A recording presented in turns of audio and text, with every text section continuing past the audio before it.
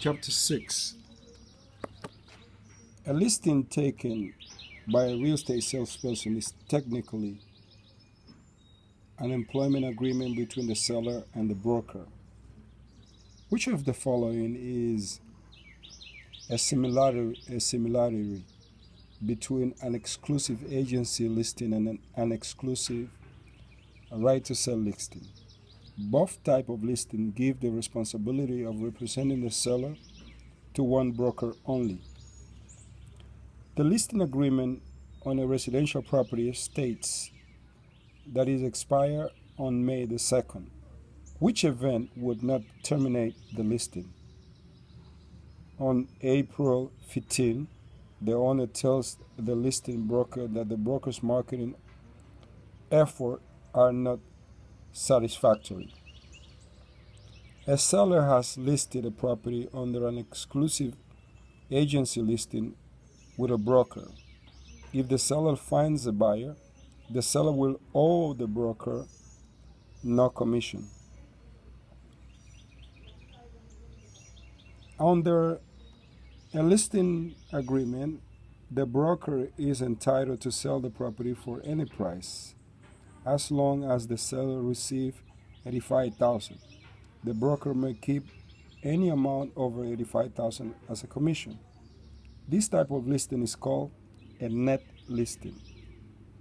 Which of the following is a similarity between an open listing and an exclusive agency listing?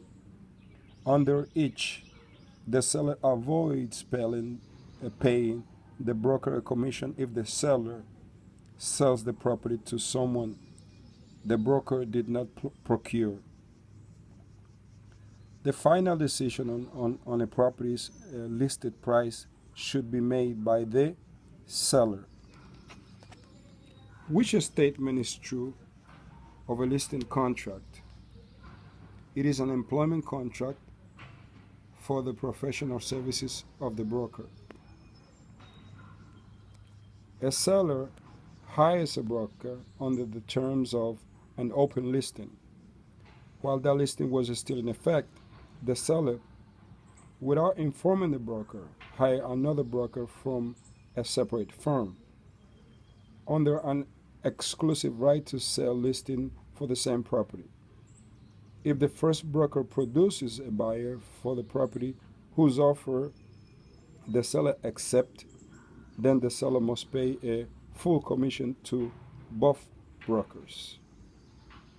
A seller listed her residence with a broker. The broker bought and offered a full price and terms of the listing from buyers who are ready, willing, and able to pay cash for the property. However, the seller rejected the buyer's offers. In this situation, the seller owes a commission to the broker.